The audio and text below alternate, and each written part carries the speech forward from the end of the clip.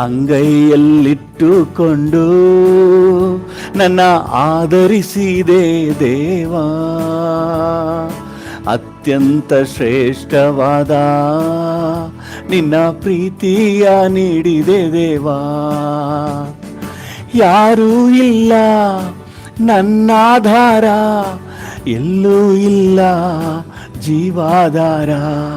ಯಾರೂ ಇಲ್ಲ ನನ್ನಾಧಾರ, ನೀನೇ ಅಪ್ಪ, ಎಲ್ಲೂ ಇಲ್ಲ ಜೀವಾಧಾರ. ಅಂಗೈಯಲ್ಲಿಟ್ಟುಕೊಂಡು ನನ್ನ ಆದರಿಸಿದೆ ದೇವಾ. ಅತ್ಯಂತ ಶ್ರೇಷ್ಠವಾದ ನಿನ್ನ ಪ್ರೀತಿಯ ನೀಡಿದೆ ದೇವಾ. ಅಂಗೈಯಲ್ಲಿಟ್ಟುಕೊಂಡು ನನ್ನ ಆದರಿಸಿದೆ ದೇವಾ. ಅತ್ಯಂತ ಶ್ರೇಷ್ಠವಾದ ನಿನ್ನ ಪ್ರೀತಿಯ ನೀಡಿದೆ ದೇವಾ. ಯಾಕೆ ನಾನು ಹುಟ್ಟಿದೇನು ಎಂದು ನೊಂದು ಬೆಂದಾಗಲ್ಲ, ಯಾಕೆ ನಾನು ಹುಟ್ಟಿದೇನು ಎಂದು ನೊಂದು ಬೆಂದಾಗೆಲ್ಲ ಅಂಗೈಯಲ್ಲಿಟ್ಟುಕೊಂಡು ನನ್ನ ಆದರಿಸಿದೆ ದೇವಾ. ಅತ್ಯಂತ ಶ್ರೇಷ್ಠವಾದ ನಿನ್ನ ಪ್ರೀತಿಯ ನೀಡಿದೆ ದೇವಾ. ಅಂಗೈಯಲ್ಲಿಟ್ಟುಕೊಂಡು, ಹೌದು ಡ್ಯಾಡಿ, ನನ್ನನ್ನು ಆದರಿಸಿ ಸಂತೈಸಿ ಬಲಪಡಿಸಿದ ಕರ್ತನು ನೀನು. ಅತ್ಯಂತ ಶ್ರೇಷ್ಠವಾದ ನಿನ್ನ ಪ್ರೀತಿಯ ನೀಡಿದೆ ದೇವಾ. ಜೀವನದ ಹೋರಾಟವ ಜಯಿಸುವೆ ನಿನ್ನಿಂದಲೇ, ನನ್ನ ಜೀವನದ ಹೋರಾಟವ ಜಯಿಸುವೆ ನಿನ್ನಿಂದಲೇ. ಅಂಗೈಯಲ್ಲಿಟ್ಟುಕೊಂಡು ನನ್ನ ಆದರಿಸಿದೆ ದೇವಾ.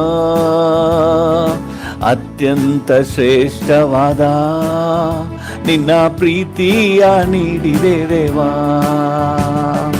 ಅಂಗೈಯಲ್ಲಿಟ್ಟುಕೊಂಡು ನನ್ನ ಆದರಿಸಿದೆ ದೇವ. ಅಪ್ಪ, ಎಷ್ಟು ಒಳ್ಳೆ ಡ್ಯಾಡಿ ನೀವು. ಶ್ರೇಷ್ಠವಾದ ನಿನ್ನ ಪ್ರೀತಿಯ ನೀಡಿದೆ ದೇವಾ. ಅಪ್ಪ ಎಂದು ಮುದ್ದಾಗಿ ಕರೆದು ಆರಾಧನೆ ಮಾಡುವೆ, ಆರಾಧನೆ ಮಾಡುವೆ. ಅಪ್ಪ ಎಂದು ಮುದ್ದಾಗಿ ಕರೆದು ಆರಾಧನೆ ಮಾಡುವೆ, ಆರಾಧನೆ ಮಾಡುವೆ, ಆರಾಧನೆ ಮಾಡುವೆ, ಆರಾಧನೆ ಮಾಡುವೆ. ಹೌದು ಡ್ಯಾಡಿ, ಆರಾಧನೆ ಮಾಡುವೆ, ಆರಾಧನೆ ಮಾಡುವೆ. ಅಪ್ಪ ಎಂದು ಮುದ್ದಾಗಿ ಕರೆದು ಆರಾಧನೆ ಮಾಡುವೆ, ಆರಾಧನೆ ಮಾಡುವೆ. ಕನಿಕರವುಳ್ಳವನು ನೀನೇ, ಕಂಬನಿ ಒರಸ್ವವ ನೀನೇ. ಕನಿಕರವುಳ್ಳವನು ನೀನೇ, ನನ್ನ ಕಂಬನಿ ಒರಸ್ವವ ನೀನೇ.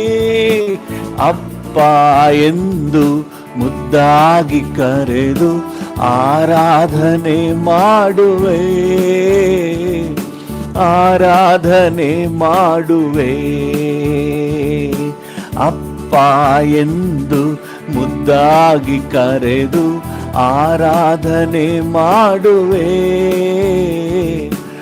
ಆರಾಧನೆ ಮಾಡುವೆ. ಅತಿಶಯ ದೇವನು ನೀನೇ, ಅದ್ಭುತ ಕರ್ತನು ನೀನೇ. ಅತಿಶಯ ದೇವರು ನೀನೇ, ಅತಿಶಯ ಕರ್ತನು ನೀನೇ. ಅಪ್ಪ ಎಂದು ಮುದ್ದಾಗಿ ಕರೆದು ಆರಾಧನೆ ಮಾಡುವೆ, ಆರಾಧನೆ ಮಾಡುವೆ. ಅಪ್ಪ ಎಂದು ಮುದ್ದಾಗಿ ಕರೆದು ಆರಾಧನೆ ಮಾಡುವೆ,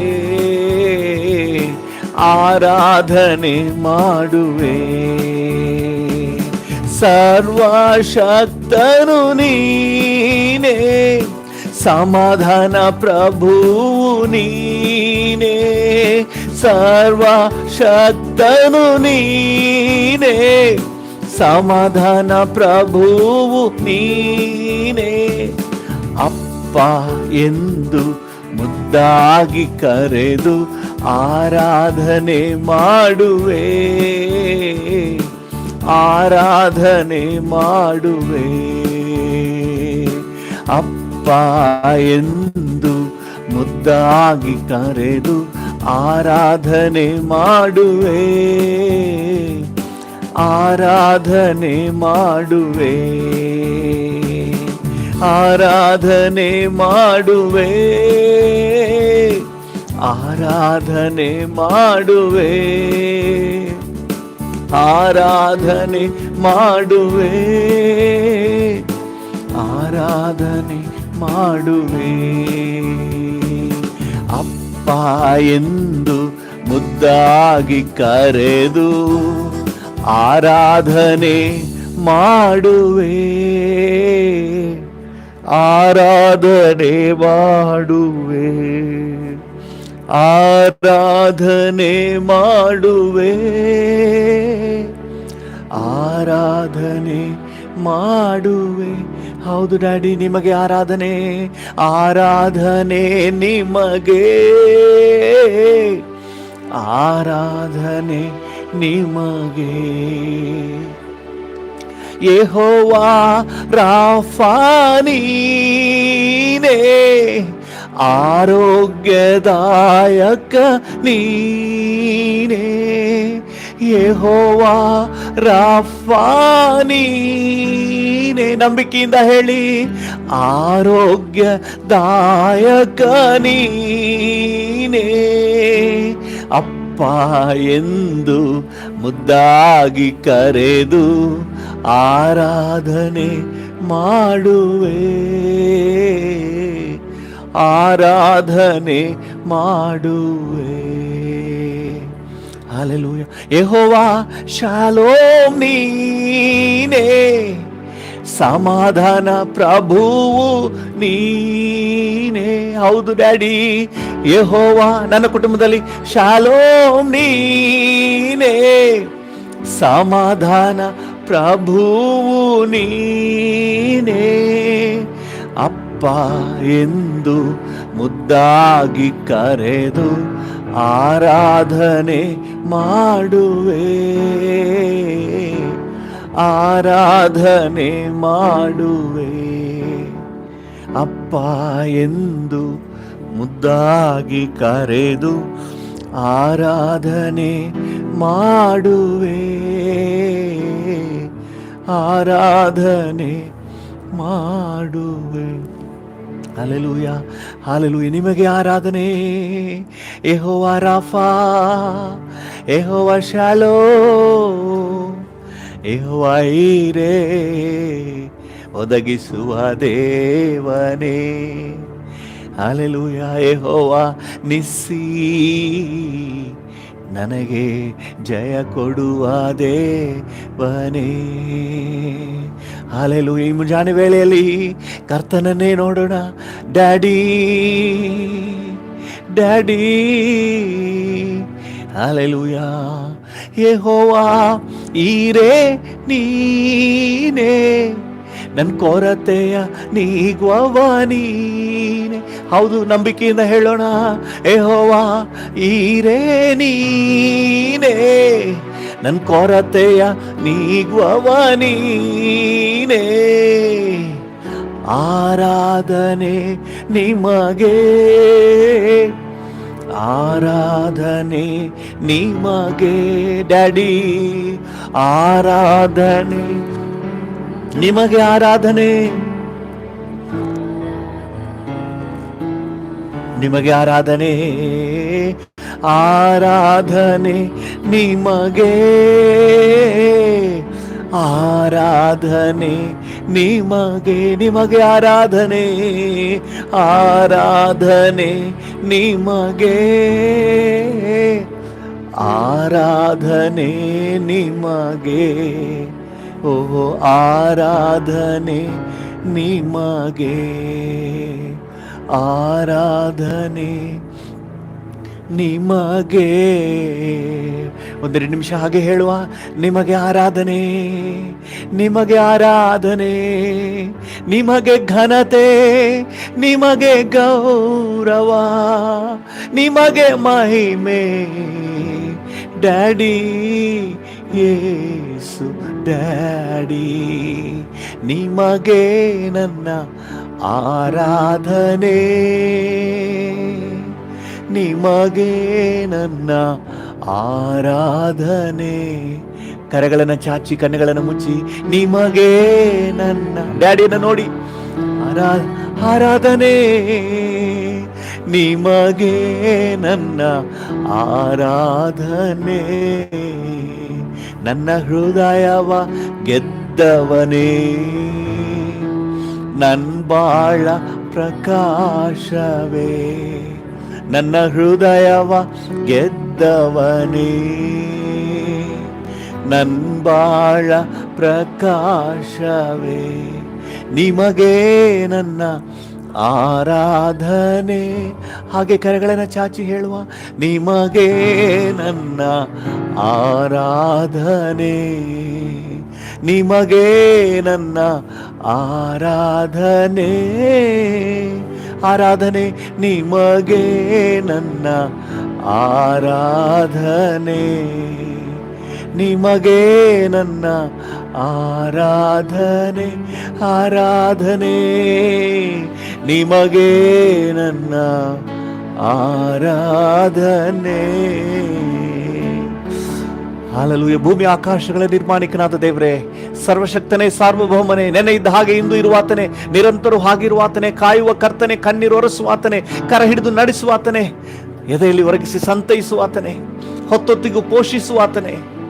ಅಪ್ಪ ನಿಮಗೆ ವಂದನೆ, ವಂದನೆ. Thank you, thank you. We love you Jesus, we love you Jesus. We give you all the glory. ನಿಮಗೆಲ್ಲ ಘನತೆ, ಗೌರವ, ಮಹಿಮೆ, ಆರಾಧನೆಯನ್ನು ಸಲ್ಲಿಸುತ್ತೇವೆ. ನೀವು ಘನ ಹೊಂದ್ರಿ, ನಿಮಗೆ ಮಹಿಮೆ. ಯೇಸುವಿನ ನಾಮದಲ್ಲಿ ಜೀವವುಳ್ಳ ಪರಲೋಕ ತಂದೆಯೇ, amen, amen, amen, amen. Thank you Jesus. ಕರ್ತನಾಮಕ್ಕೆ ಸ್ತೋತ್ರವಾಗಲಿ. ಇವತ್ತಿನ ನಮ್ಮ ಧ್ಯಾನಕ್ಕಾಗಿ ಪ್ರಸಂಗಿ ಪುಸ್ತಕದ ಜ್ಞಾನೋಕ್ತಿಗಳ ಪುಸ್ತಕದ 28ನೇ ಅಧ್ಯಾಯದ 20ನೇ ವಾಕ್ಯವನ್ನು ಓದುವ.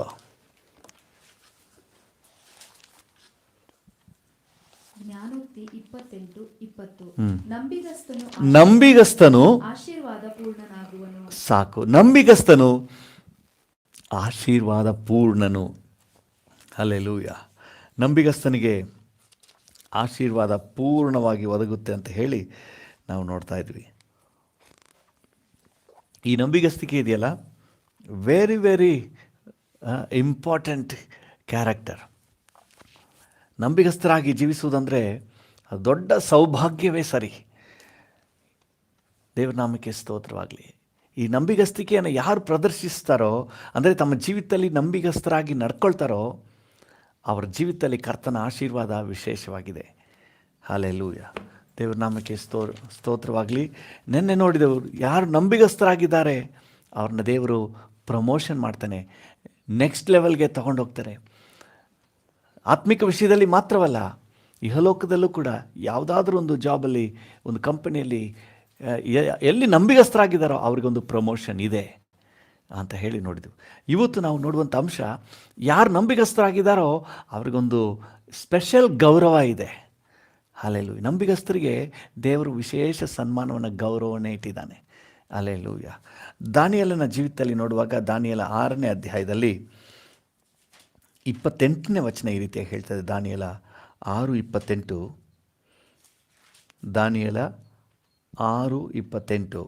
ಈ ದಾನಿಯೇಲನು ದಾರ್ಯಾವೇಶನ ಆಳ್ವಿಕೆಯಲ್ಲಿಯೂ ದಾರ್ಯಾವೇಶನ ಆಳ್ವಿಕೆಯಲ್ಲಿಯೂ ಪಾರಸಿಯನಾದ ಕೋರೇಶನ ಆಳ್ವಿಕೆಯಲ್ಲಿಯೂ ಘನವಂತನಾಗಿ ಬಾಳಿದನು. ಹಾಲೆಲೂಯ. ಆಳ್ವಿಕೆ ಯಾರದೇ ಬರಲಿ,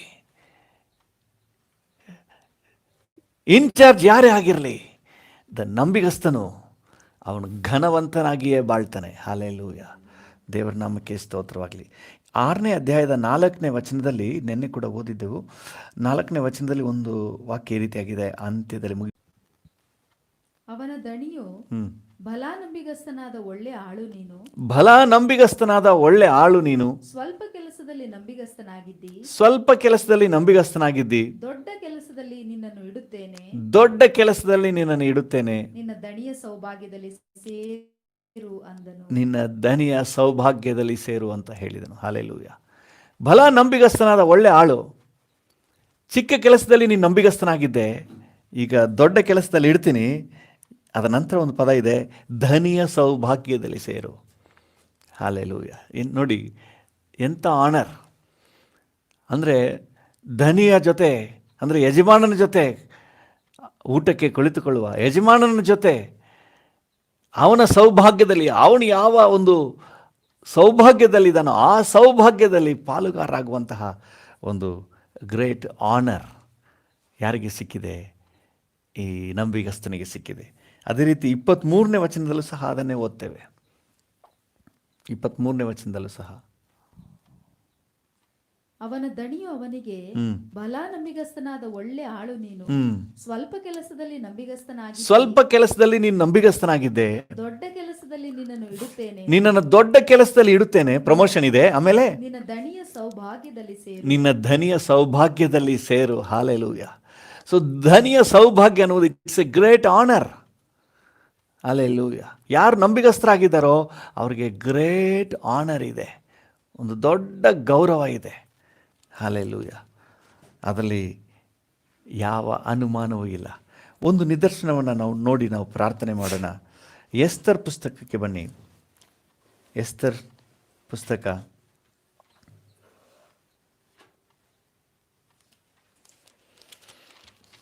2ನೇ ಅಧ್ಯಾಯ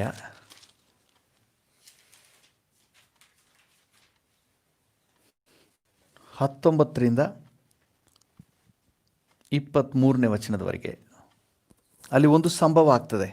ಸಮಯದ ಅಭಾವದಿಂದ ನಾನೇ ಹೇಳ್ತೇನೆ. ಅಲ್ಲಿ ನೋಡಿ, ಬಿಗೆತಾನ್ ತೆರೆಷ್ ಎಂಬಂತಹ ಇಬ್ಬರು ರಾಜ ಕಂಚುಕಿಯರು ಅರಸನಿಗೆ ವಿರುದ್ಧವಾಗಿ ಕೈ ಎತ್ತಾ ಇದ್ದಾರೆ. ಅಂದರೆ ಕುತಂತ್ರ ಮಾಡ್ತಾ ಇದ್ದಾರೆ. ರಾಜನನ್ನು ಕೊಲ್ಲಬೇಕು ಅಂತ ಹೇಳಿ ಅವರು ಒಳಸಂಚು ಮಾಡ್ತಾ ಇದ್ದಾರೆ. ಇಂಥ ಸಂದರ್ಭದಲ್ಲಿ ಈ ಮೊರ್ದೆಕಾಯ್ ಈ ಸಂದೇಶವನ್ನು ಎಸ್ತರ್ ರಾಣಿಗೆ ತಲುಪಿಸ್ತಾನೆ. ದೇವರ ನಾಮಕ್ಕೆ ಸ್ತೋತ್ರವಾಗಲಿ. ಇವನಿಗೆ ಗೊತ್ತಿಲ್ಲದೆ ಇದ್ದಿದ್ರೆ ಪರವಾಗಿಲ್ಲ, ಆದರೆ ಗೊತ್ತಾದ ಮೇಲೆ ಇವನು ಸುಮ್ಮನಿರೋಕ್ಕಾಗಲ್ಲ. ರಾಜನನ್ನು ಕಾಪಾಡಬೇಕು. ನಂಬಿಗಸ್ತನು. ತನಗೆ ಮಾಹಿತಿ ಗೊತ್ತಾದ ಮೇಲೆ ಈ ಮಾಹಿತಿಯನ್ನು ಅರಸನಿಗೆ ತಲುಪಿಸುವಂಥ ಕೆಲಸ ಮಾಡ್ತಾನೆ. ಎಸ್ತರ್ ರಾಣಿಗೆ ಹೇಳ್ತಾನೆ. ಎಸ್ತರ್ ರಾಣಿ ಅರಸನಿಗೆ ಹೇಳ್ತಾಳೆ. ಅದ ನಂತರ ಈ ವಿಷಯವು ವಿಚಾರಣೆಗೆ ಬಂದಾಗ 23ನೇ ವಚನ, ಈ ವಿಷಯವು ವಿಚಾರಣೆಗೆ ಬಂದಾಗ ಅದು ನಿಜವೆಂದು ಸ್ಥಾಪನೆಯಾದ್ದರಿಂದ ಆ ಇಬ್ಬರನ್ನು ಗಲ್ಲಿಗೆ ಹಾಕಿದರು. ಹಾಲೆಲೂಯ. ಈ ಸಂಗತಿಯು ರಾಜನ ದಿನಚರಿಯಲ್ಲಿ ಬರೆಯಲ್ಪಟ್ಟಿತು. ಹಾಲೆಲೂಯ. ನಿಮ್ಮ ನಂಬಿಗಸ್ತಿಕೆ ಇಟ್ ಈಸ್ ರೆಕಾರ್ಡೆಡ್. ಹಾಲೆಲೂಯ. ನೋಡಿ, ಈ ಮೊರ್ದೆಕಾಯ್ ನಂಬಿಗಸ್ತನಾಗಿ ರಾಜನನ್ನು ಕಾಪಾಡುವ ಕೆಲಸ ಮಾಡ್ತಾನೆ. ನಮ್ಮನ್ನೆಲ್ಲ ಯೆರೂಸಲೇಮಿನಿಂದ ಇಸ್ರಾಯೇಲ್ ದೇಶದಿಂದ ಸೆರೆ ತಂದು ಇಲ್ಲಿ ಗುಲಾಮರಾಗಿಟ್ಟಿದ್ದೀರಾ, ನಿಮಗೆ ಹಾಗೆ ಆಗಬೇಕು ಅಂತ ಹೇಳಿ ಇವನು ಕೂಡ ಈ ಸಂಚು ಹೂಡುವಂತಹ ಅವ್ರ ಜೊತೆ ಸೇರಿಕೊಳ್ಳಿಲ್ಲ, ಅಥವಾ ಸೈಲೆಂಟಾಗಿಯೂ ಇರಲಿಲ್ಲ.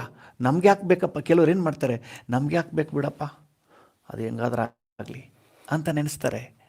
ಅದು ಅಪನಂಬಿಗಸ್ತಿಕೆ. ನಿಜವಾದ ನಂಬಿಗಸ್ತರಾಗಿದ್ದರೆ ಅಲ್ಲಿ ತಮ್ಮ ಕರ್ತವ್ಯವನ್ನು ನಿರ್ವಹಿಸಬೇಕು. ಈ ಮೊರ್ದೆಕಾಯ್ ಇಲ್ಲಿ ರಾಜನಿಗೆ ವಿರುದ್ಧವಾಗಿ ಸಂಚು ನಡೀತಾ ಇದೆ ಅಂತ ಗೊತ್ತಾದ ತಕ್ಷಣ ಇಮ್ಮಿಡಿಯೇಟ್ ಆ ಮಾಹಿತಿಯನ್ನು ರಾಣಿಗೆ ತಿಳಿಸ್ತಾನೆ.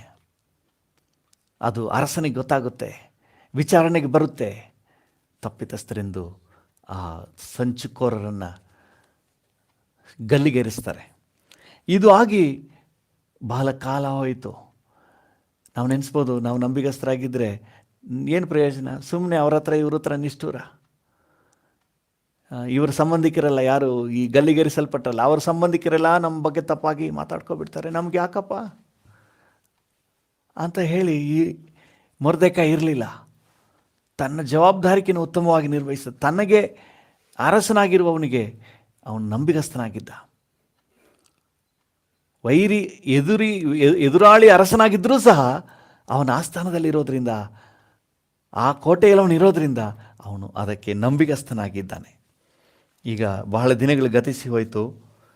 6ನೇ ಅಧ್ಯಾಯಕ್ಕೆ ಬರ್ತೀವಿ. ಒಂದಿನ ರಾತ್ರಿ ಅರಸನಿಗೆ ನಿದ್ರೆ ಬರಲಿಲ್ಲ. ಆಗ ಅರಸನು ವೃತ್ತಾಂತ ಪುಸ್ತಕವನ್ನು, ಅಂದರೆ ಚರಿತ್ರೆ ಬರಿತಾ ಇದ್ರಲ್ಲ, ಆ ವೃತ್ತಾಂತ ಪುಸ್ತಕವನ್ನು ತಗೊಂಬಂದು ಓದ್ರಿ, ನಾನು ಕೇಳಿಸ್ಕೊಂಡು ಮಲಗಿರ್ತೀನಿ ಅಂತ ಹೇಳಿ ಕೇಳಿಸ್ಕೊಂಡು ಮಲಗಿದ್ದಾನೆ. ಅಲ್ಲಿ ಈ ರಾಜ ಕಂಚುಕಿಯರು ಸಂಚು ಹೂಡಿದ್ದು, ಆ ವಿಷಯ ಈ ಮೊರ್ದೆಕಾಯಿ ಮೂಲಕ ಬಯಲಿಗೆ ಬಂದಿದ್ದು, ಈ ವಿಷಯ ಎಲ್ಲ ಬರ್ತದೆ. ತಕ್ಷಣ 3ನೇ ವಚನದಲ್ಲಿ ಅರಸನು ಹೇಳ್ತಾನೆ, ಆಗ ಅರಸನು ಇದಕ್ಕಾಗಿ ಮೊರ್ದೆಕೈಗೆ ಯಾವ ಸ್ಥಾನಮಾನಗಳು ದೊರಕಿದವೆಂದು ವಿಚಾರಿಸಿದ. ಇವನ ಈ ನಂಬಿಕಸ್ತಿಕೆಗೆ ಯಾವ ಸ್ಥಾನಮಾನ ದೊರಕಿತು ಎಂದು ವಿಚಾರಿಸಿದಾಗ ಅವನ ಸಾನ್ನಿಧ್ಯ ಸೇವಕರಾದ ಪರಿವಾರದವರು ಏನೂ ದೊರಕಲಿಲ್ಲ ಎಂದು ಹೇಳಿದರು. ಏನೂ ದೊರಕಲಿಲ್ಲ ಅಂತ ಹೇಳಿದರು. ಪ್ರಿಯರೇ, ಪ್ರತಿಯೊಂದು ನಂಬಿಗಸ್ತಿಕೆಯ ಕಾರ್ಯಕ್ಕೂ ತಕ್ಕ ಸನ್ಮಾನ ಇದೆ, ಆನರ್ ಇದೆ, ಗೌರವ ಇದೆ. ನೀವು ಅಲ್ಪವಾಗಿ ಎನಿಸ್ಬೇಡಿ. ನೀವು ಆನರ್ ಸಿಗಬೇಕು ಅಂತ ಹೇಳಿ ಮಾಡಬೇಕಾಗಿಲ್ಲ. ನಮ್ಮ ಕರ್ತವ್ಯವನ್ನು ನಂಬಿಗಸ್ತಿಕೆಯಿಂದ ನಾವು ನಿರ್ವಹಿಸಿದ್ರೆ ಆನರ್, ಗೌರವ ತಾನಾಗಿಯೇ ಬರ್ತದೆ. ಈ ಮೊರ್ದೆಕಾಯಿಗೆ ಗೊತ್ತಿಲ್ಲ ಈ ಥರ ಗೌರವ ಸಿಗುತ್ತೆ ಅಂತ ಹೇಳಿ. ನೀವು ಮುಂದೆ ಹೋದಿದ್ರೆ ಈ ಮೊರ್ದೆಕಾಯಿನ ಏನು ಮಾಡ್ತಾರೆ ಅಂತ ಹೇಳಿದ್ರೆ, ಪಟ್ಟದ ಕುದುರೆಯನ್ನು ತರಿಸಿ ಅದರ ಮೇಲೆ ರಾಜವಸ್ತ್ರಗಳನ್ನೆಲ್ಲ ಹಾಕಿ ಆ ಕುದುರೆ ಮೇಲೆ ಅವನನ್ನು ಕೂರಿಸಿ, ಪ್ರಧಾನರಾದ ಅರಸನ ಸರದಾರೊಬ್ಬರ ವಶಕ್ಕೆ ಕೊಟ್ಟು, ಅರಸನು ಸನ್ಮಾನಿಸಬೇಕೆಂದಿರುವ ಪುರುಷನಿಗೆ ಸಿಗುವ ಸನ್ಮಾನ ಇದೆ ಅಂತ ಹೇಳಿ, ಇದೇ ಸನ್ಮಾನ ಅಂತ ಹೇಳಿ ರಾಜವಸ್ತ್ರದೊಡನೆ ಅವನನ್ನು ಕುದುರೆ ಮೇಲೆ ಕುಳ್ಳಿರಿಸಿ ಪಟ್ಟಣದೆಲ್ಲ ಮೆರವಣಿಗೆ ಮಾಡಿಸಿದರು. ಹಲ್ಲೆಲೂಯ. 11ನೇ ವಚನ ಹೇಳ್ತದೆ, ಆ ವಸ್ತ್ರವನ್ನು, ಕುದುರೆಯನ್ನು ತೆಗೆದುಕೊಂಡು ಬಂದು ಮೊರ್ದೆಕೈಯನ್ನು ಭೂಷಿಸಿ ಪಟ್ಟಣದ ಮಧ್ಯದಲ್ಲಿ ಮೆರವಣಿಗೆ ಮಾಡಿಸಿ ಅವನ ಮುಂದೆ ಅರಸನು ಸನ್ಮಾನಿಸಬೇಕೆಂದಿರುವವನ್ನು ಗೌರವಿಸುವ ರೀತಿ ಇದೆ ಎಂದು ಪ್ರಕಟಣೆ ಮಾಡಿಸಿದನು. ಹಲ್ಲೆಲೂಯ. ದೇವರ ನಾಮಕ್ಕೆ ಸ್ತೋತ್ರವಾಗಲಿ. ನೀವು ನಂಬಿಗಸ್ತರಾಗಿ ನಡ್ಕೊಳ್ಳೋದಾದರೆ ಅದಕ್ಕೆ ತಕ್ಕ ಸನ್ಮಾನವನ್ನು ಕರ್ತನ ಒದಗಿಸ್ತಾನೆ. ಹಲ್ಲೆಲೂಯ. ಒಂದು ಕಂಪನಿಗೆ ನೀವು ನಂಬಿಗಸ್ತರಾಗಿರಿ, ಆಮೇಲೆ ನೋಡಿ ನಿಮ್ಮನ್ನು ಹಾಗೇ ಒಂದು ಮೇಲಾದ ಒಂದು ಗೌರವದ ಸ್ಥಾನಕ್ಕೆ ನಿಮ್ಮನ್ನು ತೆಗೆದು ಕೂರಿಸ್ಬಿಡ್ತಾನೆ ನಿಮ್ಮ ಬಾಸ್. ಹಲ್ಲೆಲೂಯ. ದೇವರ ನಾಮಕ್ಕೆ ಸ್ತೋತ್ರವಾಗಲಿ. ನಾನು ಒಂದು ನೈಜ ಘಟನೆ ಅಂತ ಹೇಳಿ ಒಂದು ವಿಚಾರವನ್ನು ಕೇಳಿಸ್ಕೊಂಡಿದ್ದೆ. ಒಂದು ಸಾರಿ ಅಮೇರಿಕದಲ್ಲಿ ಒಂದು ದೊಡ್ಡ ಕಂಪನಿ ಓನರ್ ಇದ್ದಂತೆ. ಅವನಿಗೆ ಒಬ್ಬರು PA ಇದ್ರಂತೆ. ಆ PA ಬಹಳ ನಂಬಿಗಸ್ತಳು, ಪರ್ಸನಲ್ ಅಸಿಸ್ಟೆಂಟ್. ಒಂದು ಸಾರಿ ಅವರ ಬಾಸ್ ಹೇಳಿದಂತೆ, ಅಮ್ಮ ನಾನು ಸ್ವಲ್ಪ ಟಯರ್ಡ್ ಆಗಿದ್ದೀನಿ, ರೆಸ್ಟ್ ತಗೋಬೇಕು, ಯಾರು ಬಂದರೂ ನನ್ನನ್ನು ಭೇಟಿ ಮಾಡಲಿಕ್ಕೆ ಬಿಡಬೇಡ, ಈ ಸಮಯದಲ್ಲಿ ನನ್ನನ್ನು ಡಿಸ್ಟರ್ಬ್ ಮಾಡಬೇಡ, ನಾನು ಸ್ವಲ್ಪ ರೆಸ್ಟ್ ತೊಗೊಳ್ತೀನಿ ಅಂತ ಹೇಳಿ ಹೋಗಿ ರೆಸ್ಟ್ಗೆ ಮಲಗಿಬಿಟ್ರಂತೆ. ಆ ಸಮಯದಲ್ಲಿ ಅಮೇರಿಕದ ಪ್ರೆಸಿಡೆಂಟ್ ಈ ಕಂಪನಿ ಓನರ್ಗೆ ಫೋನ್ ಮಾಡ್ತಾ ಇದ್ದಾರೆ. ಈ PA ಫೋನ್ ತಗೊಂಡ್ರು. ಆಗ ಅಮೇರಿಕದ ಪ್ರೆಸಿಡೆಂಟ್ ಕೇಳಿದ್ರಂತೆ, ಈ ಹೆಸರು ಹೇಳಿ ಇಂಥವ್ರನ್ನ, ಈ ನಿಮ್ಮ ಬಾಸ್ನ ನಾನು ಮಾತಾಡಿಸ್ಬೇಕು ಅಂತ ಹೇಳಿ ಕೇಳಿದ್ರಂತೆ. ಅದಕ್ಕೆ ಈ PA ಹೇಳಿದ್ರು, I am very sorry sir, you can't meet him ನಾವು, ಈಗ ನೀವು ಅವ್ರನ್ನ ಭೇಟಿ ಮಾಡೋಕ್ಕಾಗಲ್ಲ, ಅವ್ರು ರೆಸ್ಟ್ನಲ್ಲಿದ್ದಾರೆ ಅಂತ ಹೇಳಿದ್ರಂತೆ. ಆಗ ಅಮೇರಿಕನ್ ಪ್ರೆಸಿಡೆಂಟ್ ಹೇಳಿದ್ರಂತೆ, ಅಮ್ಮ ನೀನು ಯಾರ ಹತ್ರ ಮಾತಾಡ್ತಿದ್ದೆ? I am the president of America calling from the White House, I want to meet your boss. ಆಗ ಆಕೆ ಹೇಳಿದ್ಲಂತೆ, I am sorry mister president, I am not your P A, I am P A to so and so person. You can't, ನೀವು ಈಗ ಅವರನ್ನು ಭೇಟಿ ಮಾಡೋಕ್ಕಾಗಲ್ಲ. ನಾನು ನಿಮಗೆ ಆಪ್ತ ಸಹಾಯಕಿ ಅಲ್ಲ, ನಾನು ಇಂಥವ್ರಿಗೆ ಆಪ್ತ ಸಹಾಯಕಿ. ಅದರಿಂದ ನಾನು ಇವಾಗ ಅವ್ರನ್ನ ನಾನು ಡಿಸ್ಟರ್ಬ್ ಮಾಡೋಕ್ಕಾಗಲ್ಲ, ನೀವು ಬೇರೆ ಸಮಯದಲ್ಲಿ ಕಾಲ್ ಮಾಡಿ ಅಂತ ಹೇಳಿದ್ರಂತೆ. ಅದನ್ನು ಕೇಳಿ ಪ್ರೆಸಿಡೆಂಟ್ ಫೋನ್ ಇಟ್ಟರು. ಆ ಪ್ರೆಸಿಡೆಂಟ್ ಮನಸ್ಸಿನಲ್ಲಿ ಬಹಳ ಆಳವಾಗಿ ಇಂಪ್ರೆಸ್ ಆಗಿಬಿಟ್ರು ಈ ವ್ಯಕ್ತಿ. ಅಮೇರಿಕದ ಪ್ರೆಸಿಡೆಂಟೇ ಕಾಲ್ ಮಾಡಿದ್ರು, ತನ್ನ ಕರ್ತವ್ಯದಲ್ಲಿ ಎಷ್ಟು ನಂಬಿಗಸ್ತಳಾಗಿದ್ದಾಳೆ, ತನ್ನ ಬಾಸ್ ಹೇಳಿದ ಮಾತನ್ನು ಎಷ್ಟು ಚಾಚು ತಪ್ಪದೆ ಪಾಲಿಸ್ತಾ ಇದ್ದಾಳೆ ಅಂತ ಹೇಳಿ ಬೇರೆ ಸಮಯದಲ್ಲಿ ಕಾಲ್ ಮಾಡಿ ಆ ಬಾಸ್ ಹತ್ರ ಹೇಳಿದ್ರಂತೆ, ನಿಮಗೆ ಇದ್ದಾಳಲ್ಲ ಪಿ ಎ, ಅದನ್ನು ನಮ್ಮ ವೈಟ್ ಹೌಸ್ಗೆ ಪಿ ಎ ಆಗಿ ಕಳಿಸ್ಬೇಕು, ನನಗೆ ಪಿ ಎ ಆಗಬೇಕು ಅವಳು, ಯಾಕಂದ್ರೆ ಇಂಥ ನಂಬಿಗಸ್ತರು ನನಗೆ ಬೇಕು ಅಂತ ಹೇಳಿ ಅವ್ರನ್ನ ಪ್ರೆಸಿಡೆಂಟ್ಗೆ, ಅಮೇರಿಕದ ಪ್ರೆಸಿಡೆಂಟ್ಗೆ ಪಿ ಎ ಆಗಿ ಕರ್ಕೊಂಡ್ರಂತೆ. ಒಂದು ಕಂಪನಿಗೆ ಪಿ ಎ, ಓನರ್ಗೆ ಪಿ ಎ ಆಗಿದ್ದವಳು, ಆಪ್ತ ಸಹಾಯಕಿ ಆಗಿದ್ದವಳು, ಈಗ ಇಡೀ ಅಮೇರಿಕವನ್ನು ಆಳುವಂತಹ ಪ್ರೆಸಿಡೆಂಟ್ಗೆ ಆಪ್ತ ಸಹಾಯಕಿ ಆಗಾದರು. ಇದು ನಡೆದ ಸಂಭವ ಅಂತ ಹೇಳಿ ನಾನು ಕೇಳಲ್ಪಟ್ಟೆ.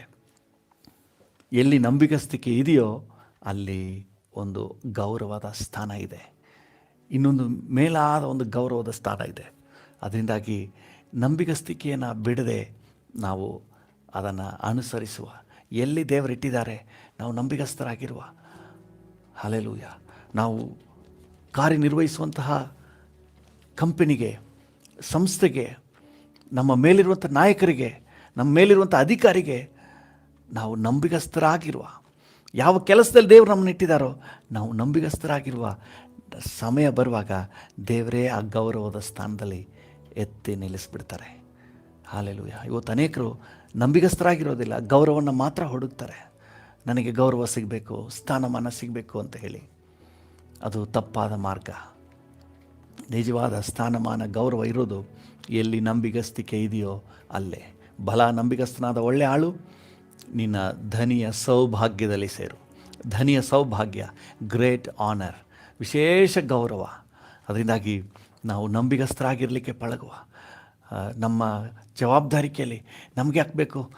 ಏನೋ ಒಂದು ನಮ್ಮ ಸಂಸ್ಥೆಗೆ ನಷ್ಟ ಆಗುವಂಥ ಒಂದು ಘಟನೆ ನಡೀತದೆ ಅಂತ ಇಟ್ಕೊಳ್ಳಿ, ನಮಗೆ ಹಾಕಬೇಕು ಅಂತ ಹೇಳಿ ನೀವು ಸುಮ್ಮನಿದ್ರೆ, ನಿಮ್ಗೆ ಗೊತ್ತಿಲ್ಲದೆ ಇದ್ದಾಗ ಓಕೆ, ನಿಮ್ಗೆ ಗೊತ್ತಿದ್ದು ನೀವು ಸುಮ್ಮನಿದ್ದಾಗ ನೀವು ಅಪನಂಬಿಗಸ್ತರಾಗ್ತೀರಿ. ಅಪನಂಬಿಗಸ್ತರಾಗಿ ನಿಮ್ಮ ನಾಯಕ, ನಿಮ್ಮ ಕಂಪನಿಗೆ ಒಂದು ನಷ್ಟ ಆಗ್ತದೆ ಅಂತ ಇಟ್ಕೊಳ್ಳಿ, ಯಾರಿಂದಲೋ ನಷ್ಟ ಆಗ್ತಾ ಇದೆ, ನಿಮಗೆ ವಿಷಯ ಗೊತ್ತಿದೆ, ನೀವು ಅದನ್ನ ಸಂಬಂಧಪಟ್ಟವರಿಗೆ ನೋಡಿ ಇಂಥ ನಷ್ಟ ಆಗ್ತಾ ಇದೆ ಅಂತ ತಿಳಿಸ್ಬೇಕು, ಇಲ್ಲಾಂದರೆ ನೀವು ಅಪನಂಬಿಗಸ್ತರು. ಹಲ್ಲೆಲೂಯಾ. ದೇವರ ನಾಮಕ್ಕೆ ಸ್ತೋತ್ರವಾಗಲಿ. ನೀವು ಅಪನಂಬಿಗಸ್ತರಾಗಿರಬಾರ್ದು, ನಂಬಿಗಸ್ತರಾಗಿರಿ. ಒಂದು ವೇಳೆ ಅವ್ರು ನಿಷ್ಠೂರ ಆಗ್ಬೋದು, ನೀವು ಆ ರೀತಿಯಾಗಿ ಆ ಸಂಸ್ಥೆಗೆ, ಆ ಕಂಪನಿಗೆ ನೀವು ಮಾಹಿತಿ ಕೊಡೋದ್ರಿಂದ ಅದು ಚಾಡಿ ಆಗೋದಿಲ್ಲ. ಚಾಡಿ ಯಾವಾಗ ಆಗುತ್ತೆ ಅಂದರೆ, ನೀವು ಅವ್ರ ಬಗ್ಗೆ ಇಲ್ಲ ಸಲ್ಲದನ್ನು ಹೇಳಿ ಅವರ ಹೆಸರನ್ನು ನೀವು ಕೆಡಿಸುವಾಗ ಅದು ಚಾಡಿ ಹೇಳ್ದಂಗೆ ಆಗುತ್ತೆ. ನಿಮ್ಮ ನಾಯಕರಿಗೆ ನಷ್ಟ ಆಗುತ್ತೆ, ನಿಮ್ಮ ಮಾಲೀಕರಿಗೆ ನಷ್ಟ ಆಗುತ್ತೆ, ನಿಮ್ಮ ಕಂಪನಿಗೆ ನಷ್ಟ ಆಗುತ್ತೆ. ಅದನ್ನು ನೀವು ನೋಡ್ಕೊಂಡು ಸುಮ್ಮನೆ ಇರ್ತೀರಿ ಅಂತ ಹೇಳಿದ್ರೆ ನೀವು ಅಪನಂಬಿಗಸ್ತರು. ಅದನ್ನು ತಕ್ಷಣ ಸಂಬಂಧಪಟ್ಟವರಿಗೆ ತಿಳಿಸಿ. ಯಾಕಂದರೆ ನಿಮಗೆ ತಿಳಿದಿದೆ ಈ ರಾಜ ಕಂಚುಕಿಯರು ದ್ರೋಹ ಮಾಡ್ತಾ ಇದ್ದಾರೆ ಅಂತ ಹೇಳಿ. ಈ ಮೊರ್ದೆಕೈಗೆ ತಿಳಿದಿದ್ದು ಅವನು ಸುಮ್ಮನಿದ್ದಿದ್ರೆ ಅವನು ಅಪನಂಬಿಗಸ್ತನು. ಅವನು ನಂಬಿಗಸ್ತನಾಗಿ ಸಂಬಂಧಪಟ್ಟ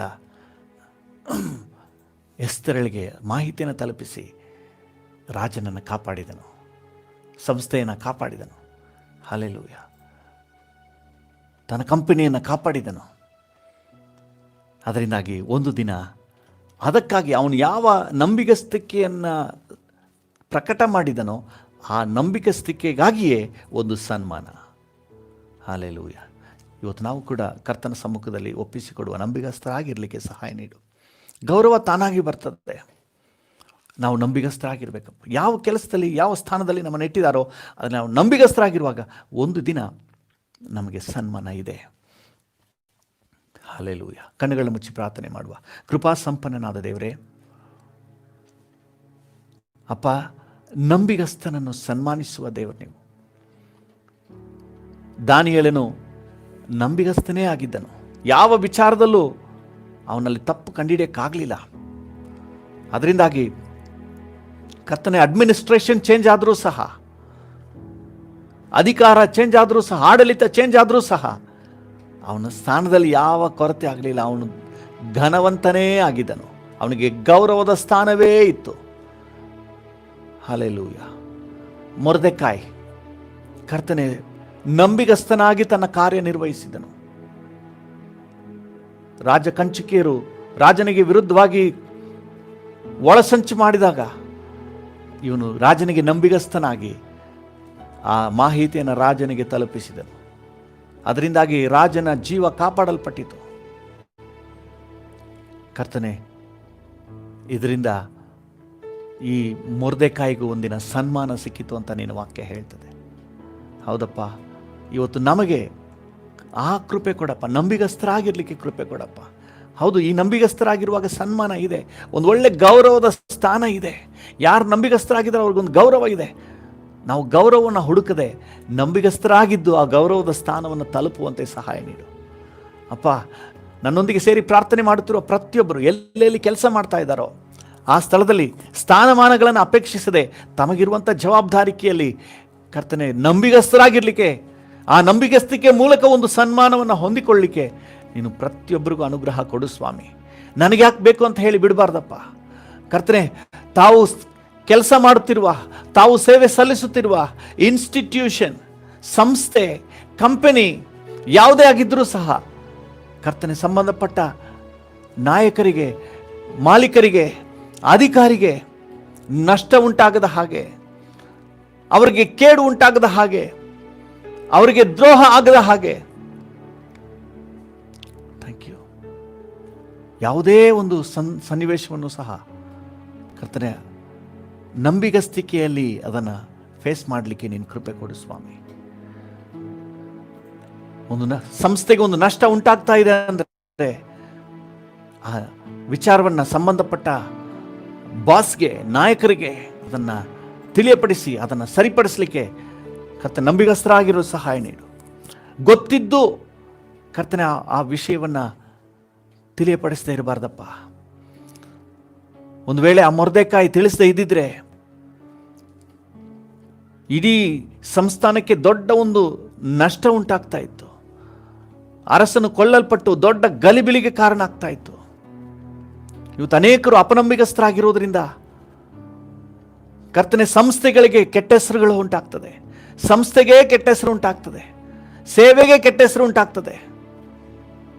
ಆದರೆ ನಂಬಿಗಸ್ತರಾಗಿರುವುದಾದರೆ ಎಷ್ಟೋ ಅವಮಾನವನ್ನು ತಡಿಬಹುದು, ಸಂಸ್ಥೆಗೆ ಬರುವ ನಷ್ಟವನ್ನು ತಡೆಯಬಹುದು, ಸೇವೆಗೆ ಉಂಟಾಗುವಂತಹ ಅವಮಾನವನ್ನು ತಡೆಯಬಹುದು. ಕರ್ತನೆ, ಆ ರೀತಿಯಾಗಿ ನಂಬಿಗಸ್ತರಾಗಿರಲಿಕ್ಕೆ ಕೃಪೆ ಕೊಡು ಸ್ವಾಮಿ. ಆ ರೀತಿ ನಂಬಿಗಸ್ತರಾಗಿದ್ದು ಒಂದು ಸನ್ಮಾನದ ಸ್ಥಾನವನ್ನು ಗಳಿಸಿಕೊಳ್ಳಿಕ್ಕೆ ಒಬ್ಬೊಬ್ಬರಿಗೂ ಸಹಾಯ ನೀಡಪ್ಪ, ಒಬ್ಬೊಬ್ಬರಿಗೂ ಸಹಾಯ ನೀಡಪ್ಪ. Thank you Jesus. ನಂಬಿಗಸ್ತನೆಂದು ನನ್ನ ನೆನಸಿ ಸೇವೆಯ ನೀಡಿರುವೆ,